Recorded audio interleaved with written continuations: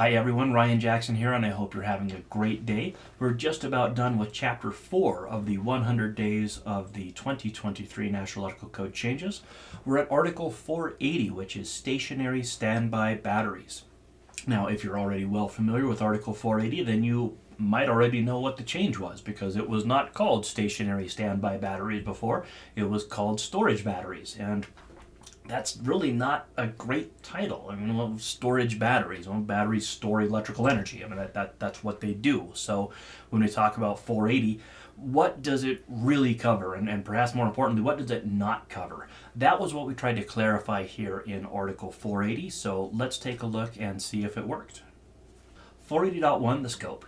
The title of the article and its scope were revised for accuracy. We also added a definition that we're going to talk about that really made this thing kind of work well together. So 480.1 says this article covers installations of stationary standby batteries with a capacity greater than 1 kilowatt hour. All right, so this battery bank here is what Article 480 covers. What we're trying to clarify is what is an Article 480 system of storing energy. I'm trying to be very, very careful with the words I say. What is an Article 480 battery system of storing energy compared to an Article 706 energy storage system? Because both of them store energy. Both of them are batteries. So when do you have a 480 installation? When do you have a 706 installation? That's really what we try to clarify. So right off the bat, we're saying this is for what? Stationary standby batteries. I love that they added the word standby, because that's what these are for. An Article 480 installation is for stationary standby batteries, which means they are normally at full charge or close to it, and we're waiting for a discharge event to where you need the batteries and they're there for you. Okay, that's what Article 480 is for, all right? You're not pulling off of these batteries all day, every day. You're not depleting these batteries all day, every day. You charge them and you keep them charged.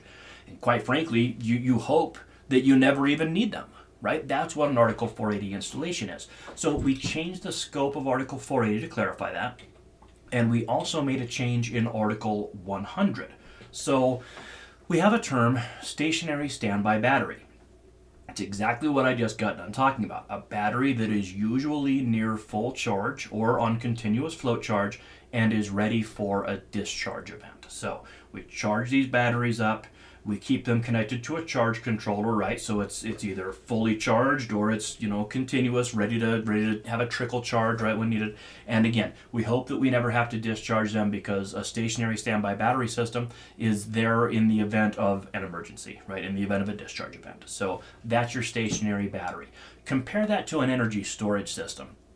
If you have an energy storage system, let's say you've got, just to keep it simple, let's say I've got a solar array. I've got solar PV on my roof, and I've got an energy storage system in my garage.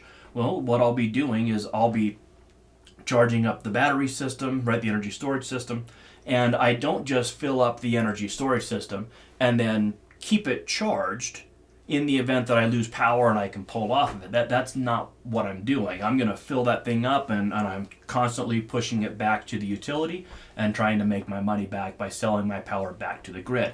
That's an energy storage system. A stationary standby battery system is when you're saving it for a power outage or a discharge event. And there's an informational note here that says, look, a UPS battery is an example of a standby battery system. And in fact, they even added a definition for UPS in the 2023, where it talks about how a UPS battery system works. We charge that thing up, and then we put power through it, right? It's almost like an input and an output. So we charge it, and then we pull from it, but we keep it charged, and we're never depleting the battery. We're keeping the UPS at full charge. Even though we're using the UPS, we're keeping it fully charged, and then if it loses primary power, it's fully charged, discharge event, and we can take advantage of it for the next hour or 2 hours, whatever it's designed for. So that's what Article 480 is, and just as important, what Article 480 is not. It's not an energy storage system that's covered in Article 706.